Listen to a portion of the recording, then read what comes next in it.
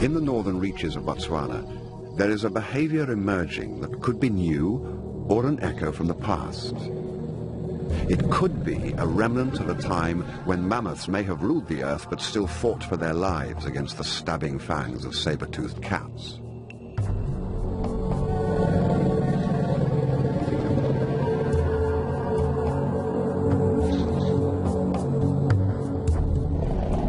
Today, the battle is flaring up again. Ancient behavior or simple opportunism, it's impossible to tell. But these two rivals are like two unstoppable forces of nature careering through the universe towards the inevitable collision.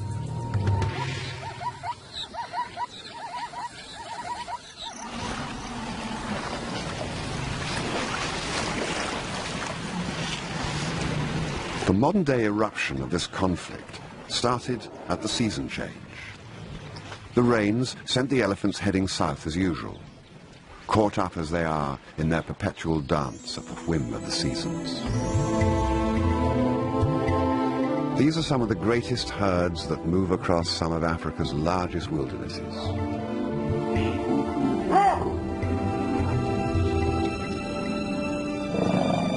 And one day, they sense a difference in the air, and they turn back towards the rivers to the north before that slight dryness grows in intensity and catches them out, vulnerable as they are to the devils and dervishes of the dry season. And they run as if they could escape their destiny.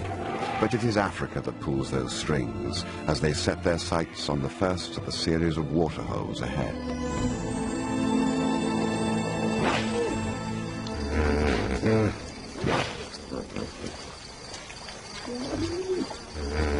On the fringes of this lake, an unusual pride of lions has been breeding, within earshot of a large herd of hippos. Lions usually run from hippos, but at this age, they don't yet know what they can't do, so they'll try anything. They're still unsure of themselves. But tonight, they will test themselves against the magic of these fearful beasts that grunt their way through the darkness.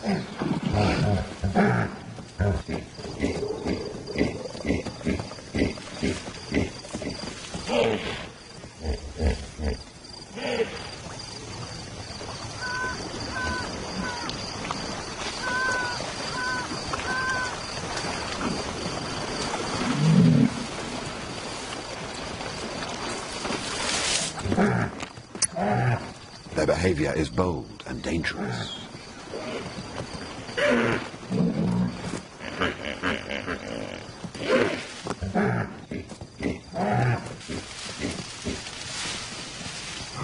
They're still uncoordinated, just cubs really, out playing.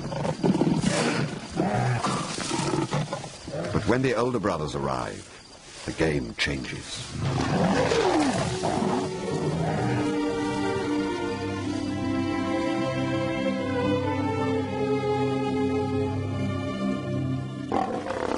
Right here is how it probably all started. This grand adventure, this change within them that set these lions on a course to a different destiny.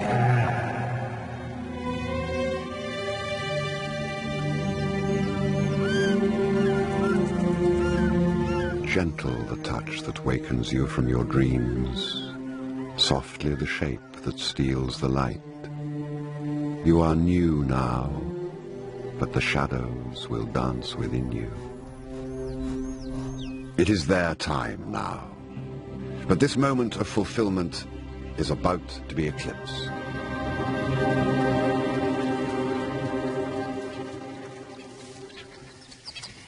Their fathers have heard the cubs' first success and can sense a change, that first smell of rebellion that will lead to an interest in mating.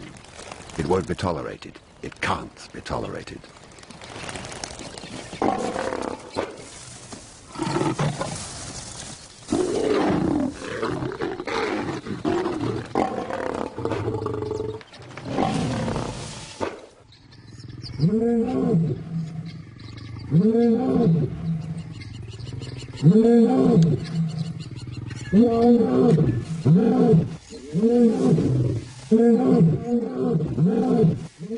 And as they roar their displeasure, the cubs scatter into the bush, their lives shattered by this attack that suddenly rained down upon them.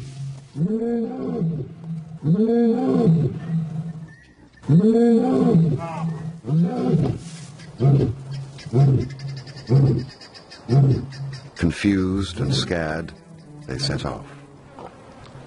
Every lion cub goes through exactly the same traumatic process at this age. Their choice is now simple: leave or confront the teeth and claws of their own fathers.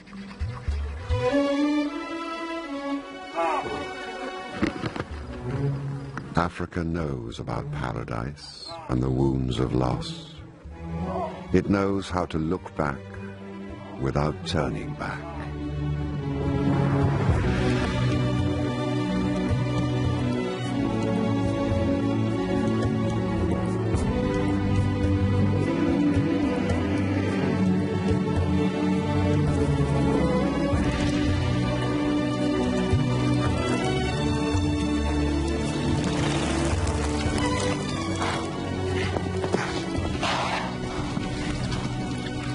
Today, as you look at the sun and the moon, see them as the ones who know that a hungry belly is a wild thing. Strands of connectivity run through Africa, linking waterholes, elephants, and the patient waiting of lions. They appear one day following a herd of buffalo. The similarities to hippo have not gone unnoticed.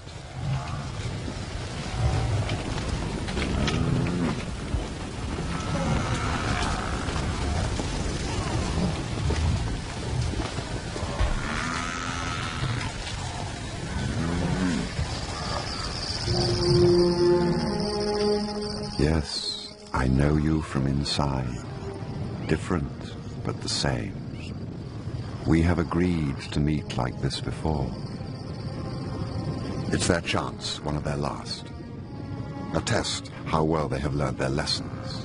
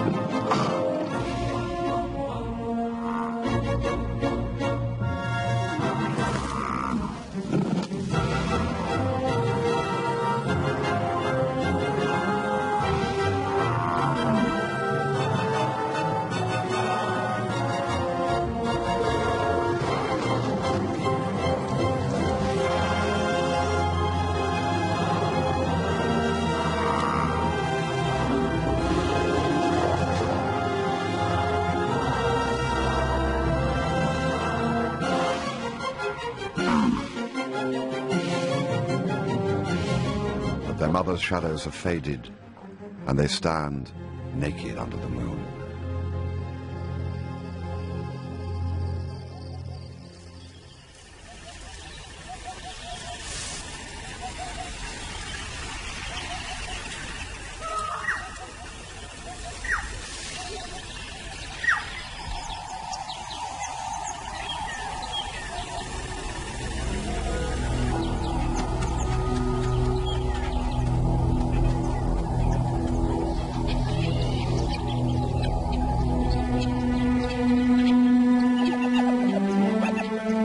Africa comes at you from both sides.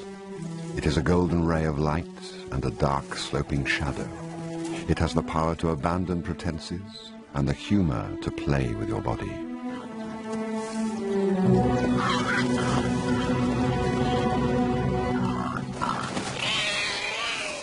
Did no one tell you that you belong to the hungry belly?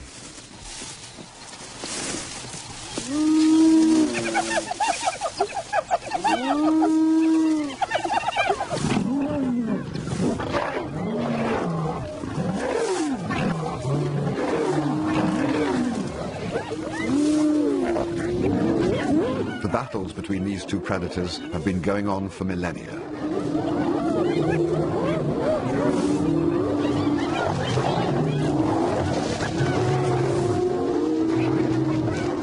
The fractured group of lions is swamped because of their weakness as a working unit, and the hyenas have sensed something of their lack of confidence.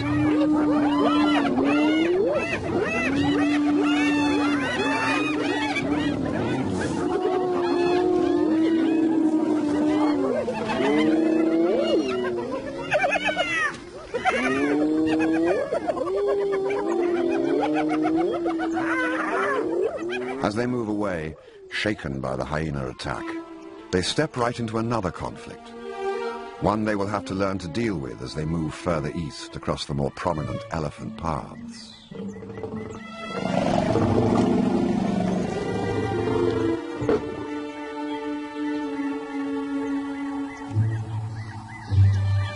Right now, the young nomadic group could break up and scatter into the wind as lost individuals.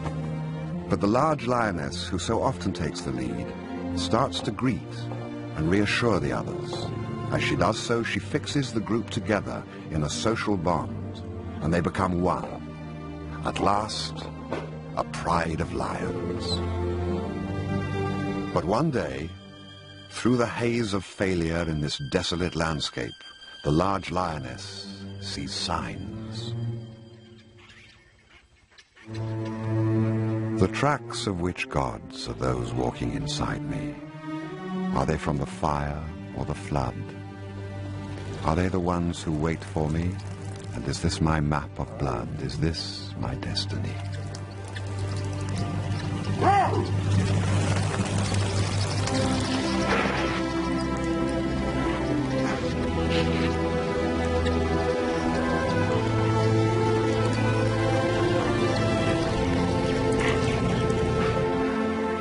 They have arrived. After a journey through some of the hardest country in Botswana, paradise.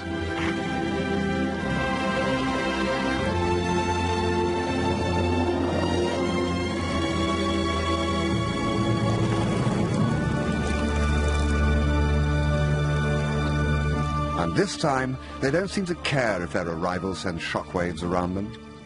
This time, perhaps, they have come too far to give up.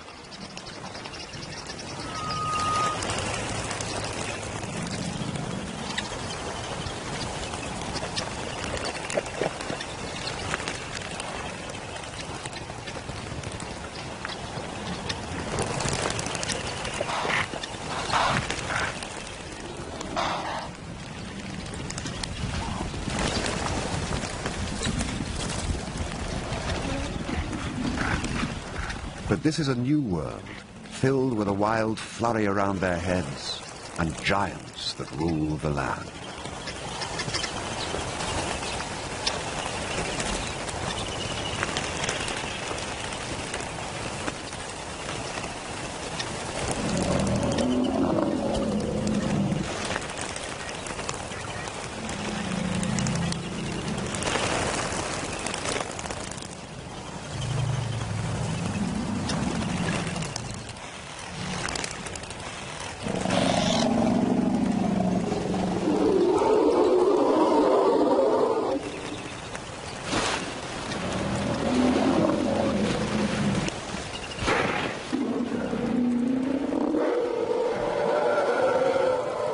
But as they infiltrate the space around the water and calm returns, the real opportunities emerge in front of them, the real value of being masters of this waterhole.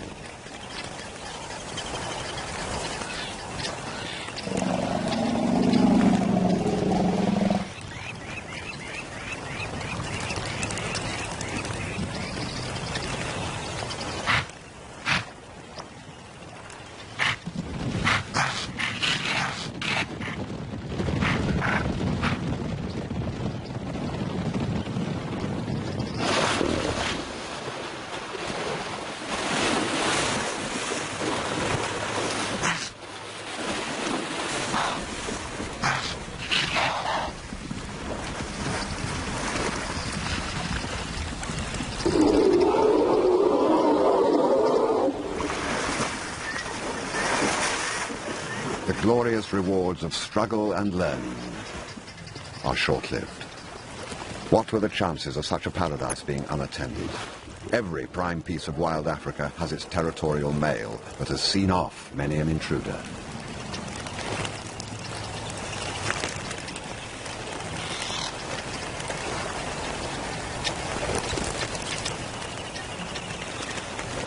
He has fought hard for possession and struts the confidence of old victories. He seems to miss the fact that the female has the scent of a nomad on her soul. His brother may be less distracted. But he's not. These males rule together, like most across Africa, in pairs, so that their roars can confuse and their claws can slash together in their defense. But between these two, there is an uneasy alliance, and she senses it. Driven by hunger and the flush of success, she tries to slip in unnoticed. It is a reckless move.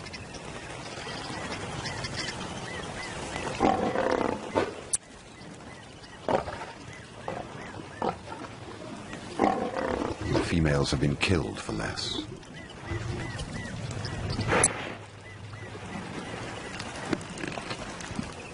And it is only as the meat settles in their bellies that they notice that the nomads are not of their own pride of females.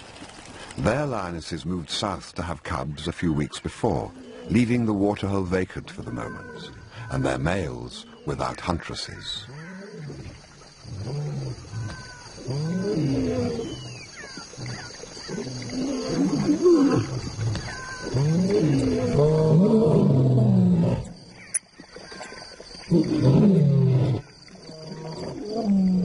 Darkness is no place to hide from a male lion. Their tolerance has already been stretched.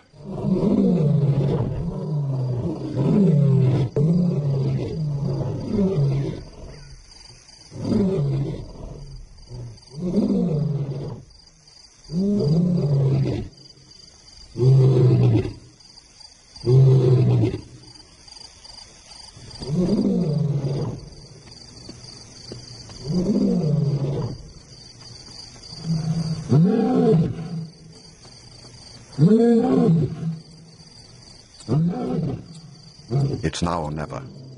The oldest surviving brother makes a bold initiative, flanking right. His sister, the large female, circles to help, but she is his only support.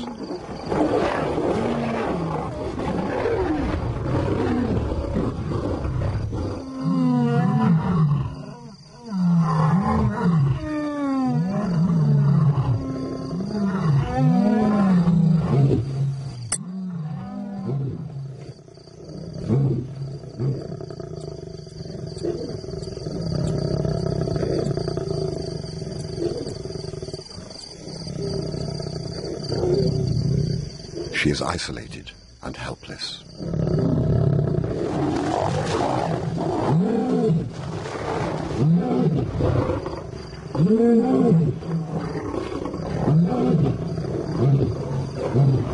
The masters are victorious.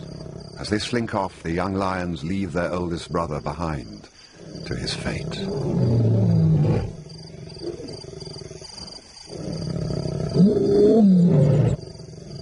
He is never seen again after this night. Another casualty of Africa's indifference.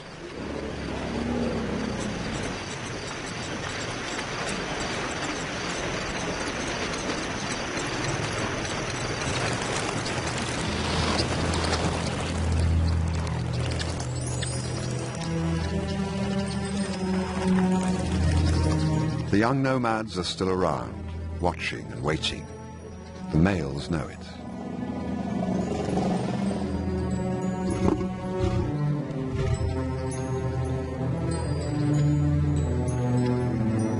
The old bulls look down at these stubborn cats and test their will.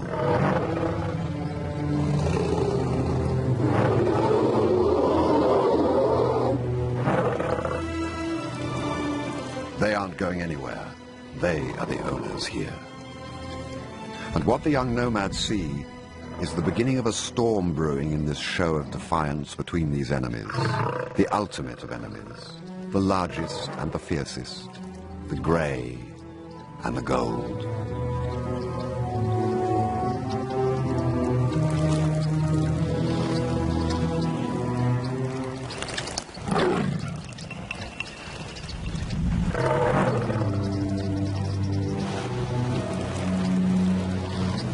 They say that behind every mirror there is a reflection of another face. It is the same with water, that ancient place where twins compete for the same thirst. They say it is a place where grey and gold meet, and that it knows the shape of hunger, but it really only knows its own colour, red.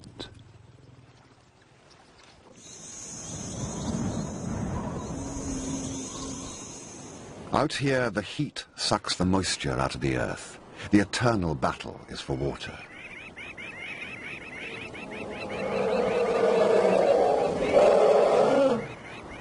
The body cries out for life. The mind weeps to succumb, to rest, to be still, to avoid that extra step in the heat that drags at your lungs and fogs the mind. The elephants find a small resource of minerals under the earth, as if by magic.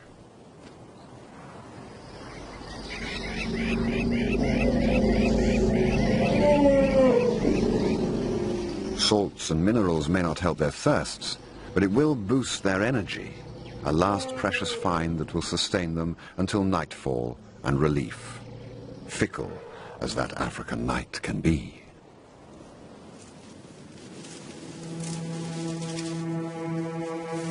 Africa comes at you from both sides, like the sun that dreams through the twilight and the moon that creeps through your soul.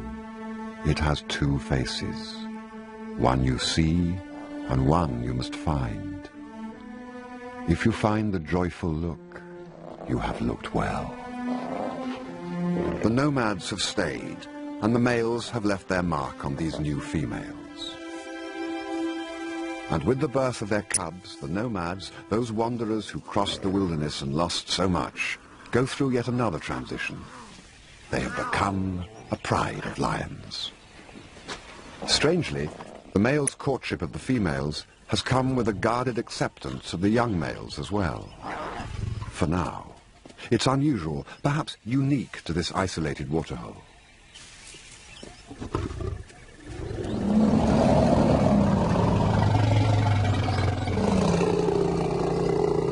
And the elephants keep streaming in from the forests.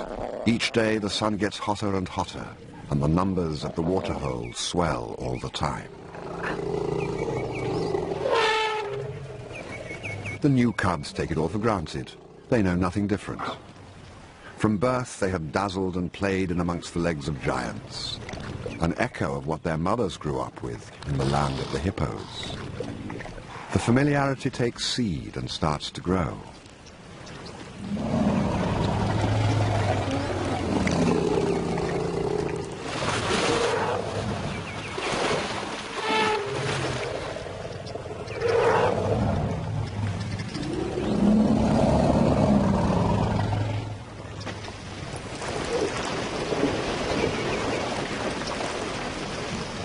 Among the elephants now, a volcanic tension builds up as they struggle and wrestle over the tiny trickle of fresh water.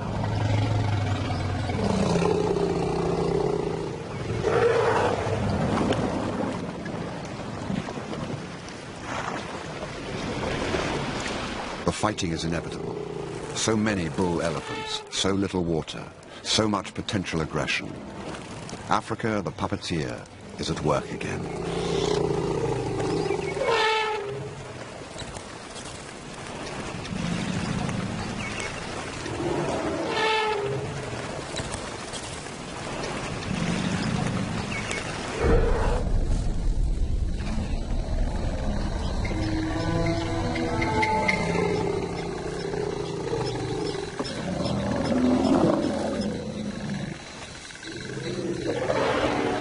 There is a quiet waiting, watching, and an acknowledgement of opportunity when change blows in from the horizon.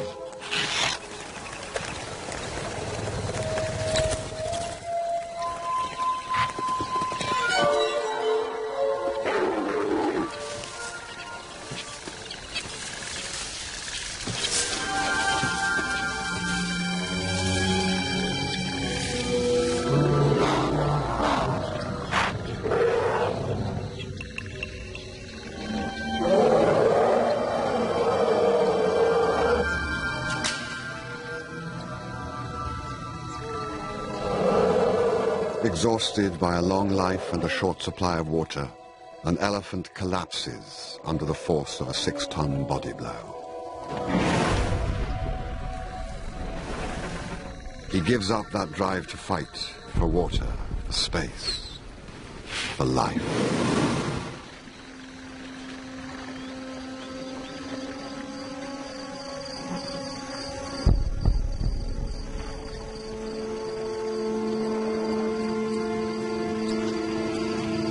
Immediately, calm descends, the sort of calm that comes when the wind drops and the waves stop crashing.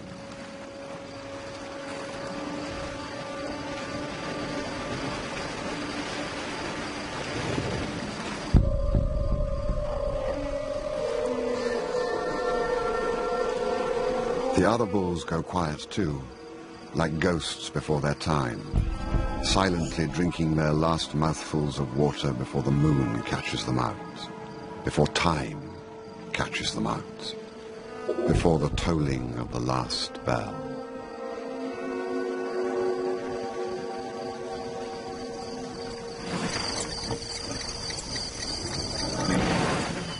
The horrors we feel are simply the currency of the night here, as it was, as it is now, and as it ever will be.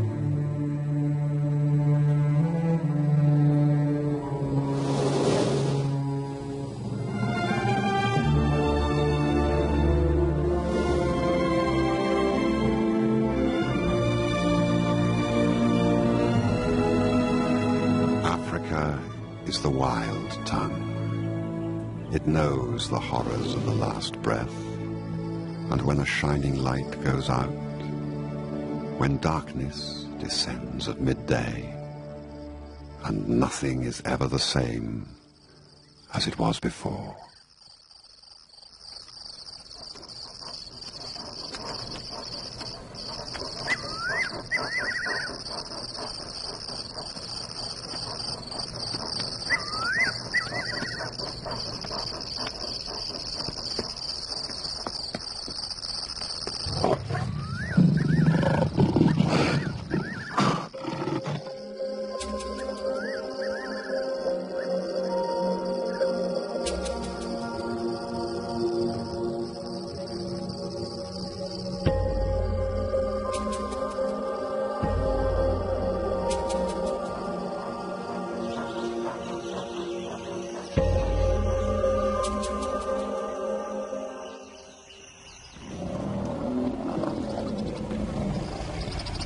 The next change is in the last part of the dry season.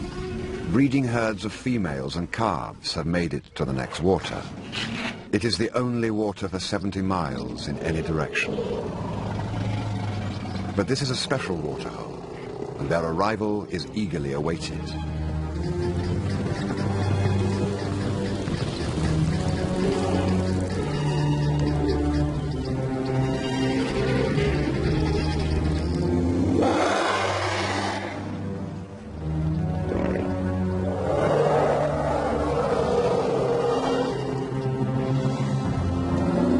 Over the past 20 years, this waterhole has seen more and more elephants arrive each season.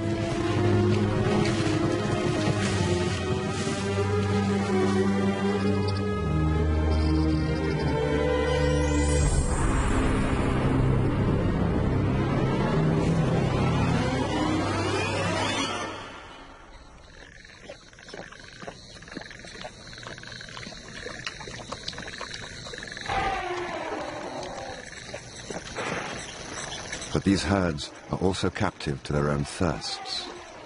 The coolness of the twilight renews their hopes, and the smell of water tempts them back in. They steal in under cover of darkness.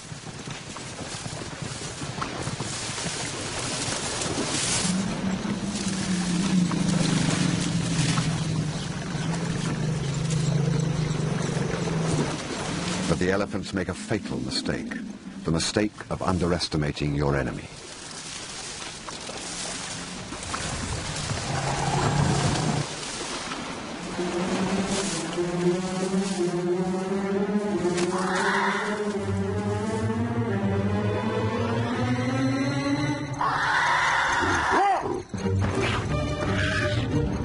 Tonight, feel the blurred edge between grey and gold, and say no to the urge to look away or to take sides, but give with both eyes.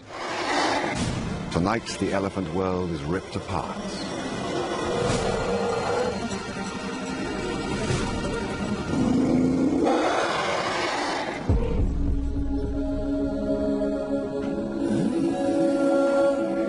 Over the next few weeks they attack herd after herd.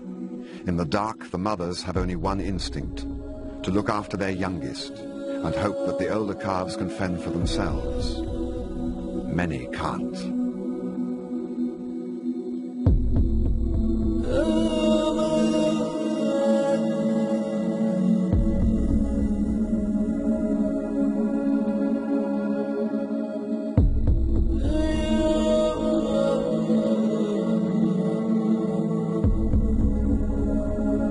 For the lions and their cubs, it is the success of successes. A few months ago, they were wandering nomads. After weeks of this persistent slaughter, the area is littered with the bones of the silent victims. Small elephants separated from their mothers in the darkness and recycled back from where they came.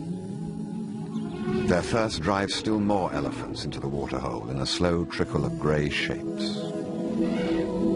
As they arrive, they are watched carefully. The lions look into each fresh batch of elephants as if they could see through the skin, looking deep, beyond the bones and muscle, piercing the soul for any sign of weakness.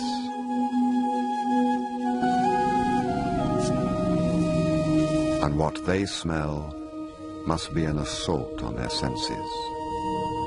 The silence shouts out the horror of those nights.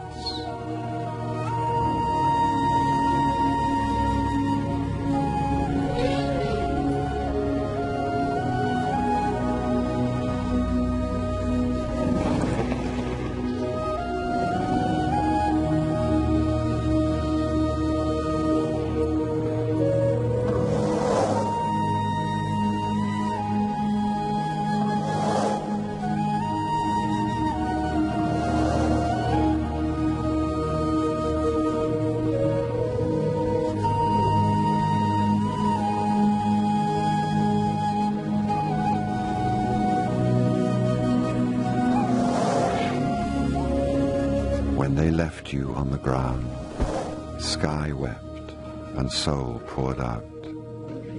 There is no healing silence that can replace your sweet fragrance.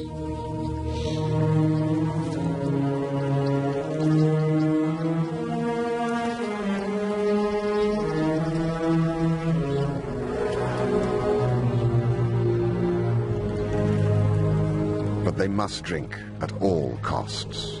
It's the last of it, and the bitter smell of bones discarded and scattered around their feet enrages them.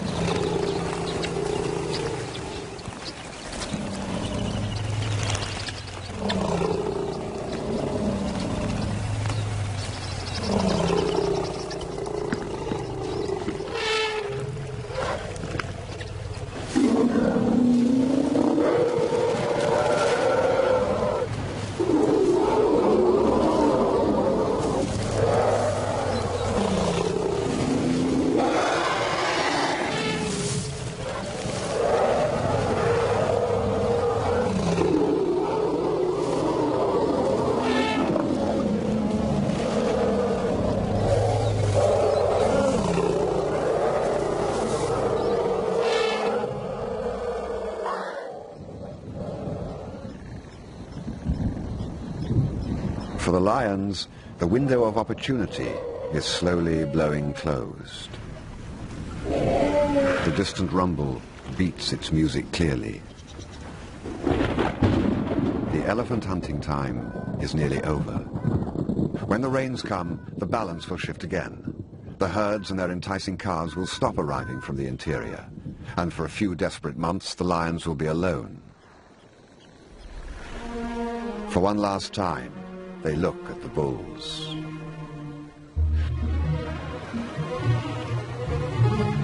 The large lioness readies herself as one of these 6-ton bulls ghosts below her.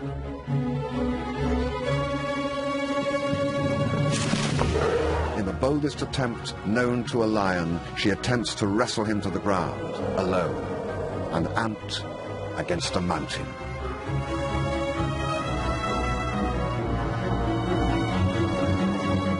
He barely notices, but her attempt is a sign of infinite possibilities for the future. Will they all start killing bulls one day?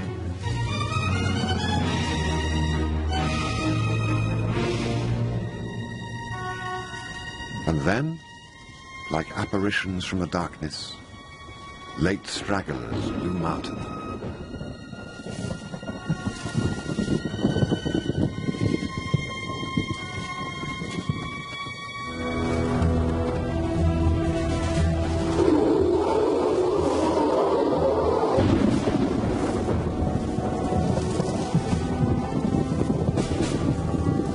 One is an adult female left behind by her herd. For the lions, it's the ultimate challenge, a last desperate chance.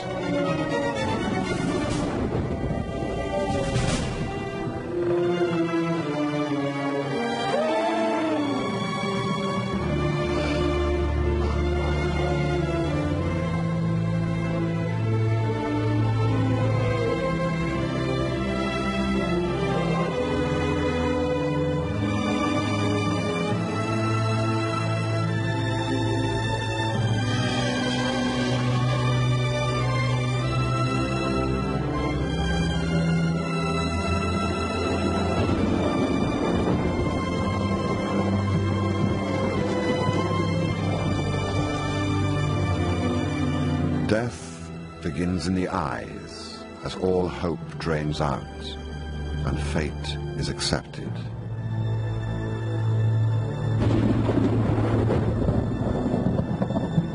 But the dead are not lost forever.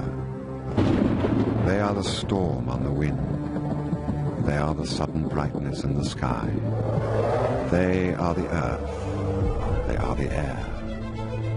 The dead are not dead.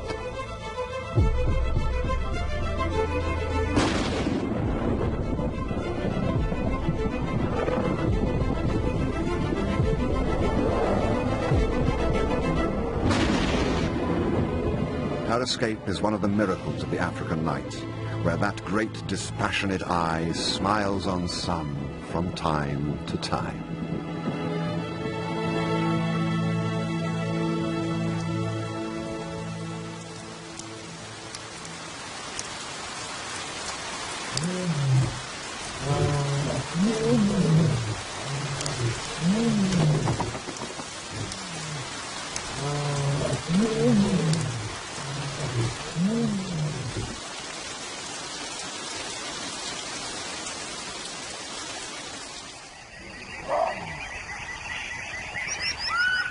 And so, for now, it is over.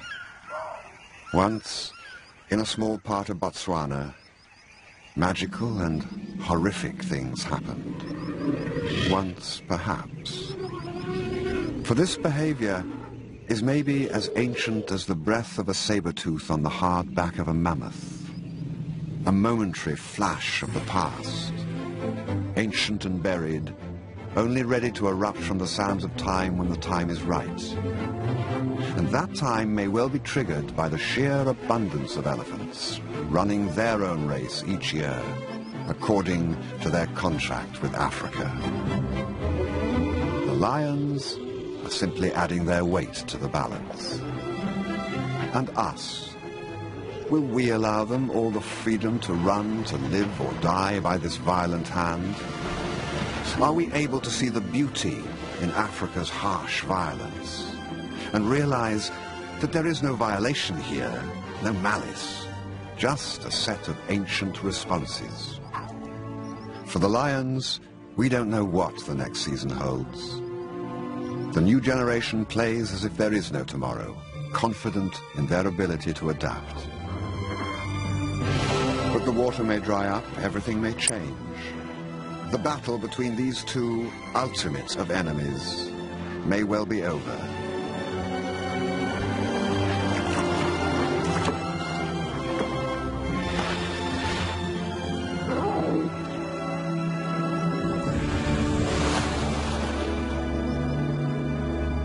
And yet, if we share their confidence in the future, we'll understand the thread between these two protagonists, the thread that connects their destinies. And this will go on forever.